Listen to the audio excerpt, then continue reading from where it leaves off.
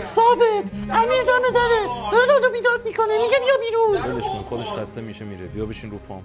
آبا میدونم اینجایی در وا بکن. آقا ثابت اگه به برنامه رسم نمیکنه بگو آبا بیا بیرون. امیر بهت گفتم که اینجاست نمیاد بیرون. بیا بریم خودم باید کار دارم. بیا بکنم با رفیق خرابم رفت.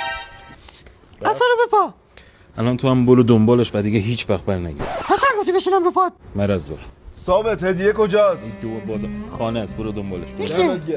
میشه دستتو بگیرم؟ نه فعلا رو لباسو که یالا خیلی بیشرفی. آبا باور کن اونجوری نیست که تو فکر میکنی. به خدا از اون لباس بود. به 5 دقیقه وای میسادی شاید رفته بودم دشویی. شما نمیدونین هدیه کجاست؟